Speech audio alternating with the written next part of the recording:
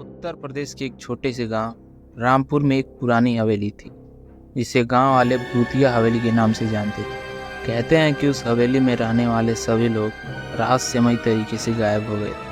कोई नहीं जानता था कि उनके साथ क्या हुआ। उस हवेली के बारे में अजीबोगरीब कहानी सुनाई जाती थी। गांव वालों का कहना था कि रात होते ही वहां से अजीब अजीब आवाज़ें आती है और कभी कभी तो किसी औरत की रोने की आवाज़ सुनाई देती।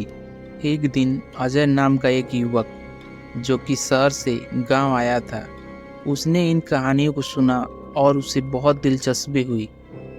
वह खुद एक खोजी पत्रकार था और ऐसी सच्चाई उसे जानने में रुचि थी। उसने तय किया कि उस भूतिया हवेली की सच्चाई पता लगाएगा। गांव वालों ने उसे बहुत मना किया, लेकिन अजय ने ठान लिया। वह रात को हवेली जाने का निर्णय लिया। चांदनी रात थी और हवेली की परछाई और भी डरावनी लग रही थी। अजय ने अपना कैमरा और टॉर्च लिया और हवेली के अंदर प्रवेश किया। हवेली के अंदर का माहौल बेहद ठंडा और भयानक था। दीवारों पर मकड़ियों के जाले थे और फर्श पे धूल मिट्टी की परत जमी हुई थी। हवेली के अंदर अजीब सी गंध थी, जैसे किसी पुरानी चीज की हो। अजय ने अपने कैमरे से तस्वीरें लेनी शुरू की। वह एक एक कमरे की जांच कर रहा था। तभी अचानक उसे एक कमरे से किसी के चलने की आवाज़ सुनाई दी। उसने धीरे धीरे उस कमरे की ओर कदम बढ़ाया। दरवाज़ा खोलते ही उसने देखा कि कमरे के बीचों बीच एक पुराना आईना रखा था। उस आईने में अजय ने खुद को देखा, लेकिन अचानक ही उसने अपने पीछे एक परछाई देखी। उसने मुड़कर देखा, लेकिन वहाँ कोई नहीं था। अजय का दिल तेजी से धड़कने लगा।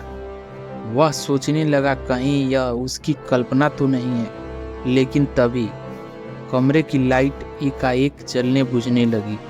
उसे लगा कि शायद कोई बिजली का फॉल्ट। लेकिन फिर उसने एक महिला के रोने की आवाज़ सुनी। आवाज़ बहुत धीमी धीमी आ रही थी, लेकिन स्पष्ट थी।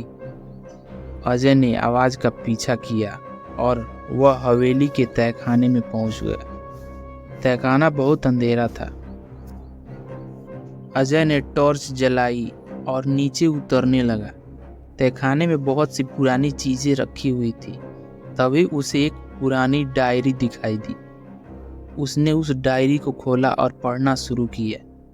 उसमें लिखा था कि यह हवेली एक समय बहुत खुशहाल परिवार का घर था, लेकिन एक रात उस परिवार के सभी सदस्य रहस्यमय तरीके से गायब हो गए। अजय ने डायरी को और आगे पढ़ा तो उसमें लिखा था कि उस परिवार की आत्माएं अब भी इस हवेली में भटक रही है।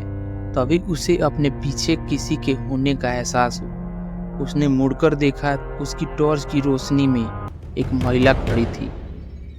उसका चेहरा बेहद डरावना और उसकी आंखें लाल थी। अजय का दिल जोर से धड़कने लगा और उसने टॉर्च गिरा दिया। महिला ने धीरे धीरे अजय की ओर बढ़ना शुरू किया। अजय ने अपनी पूरी ताकत से भागने की कोशिश की, लेकिन उसके पैर जैसे भारी हो गए थे। महिला की भयानक हंसी ने उसके कानों में गूंज मचा दी।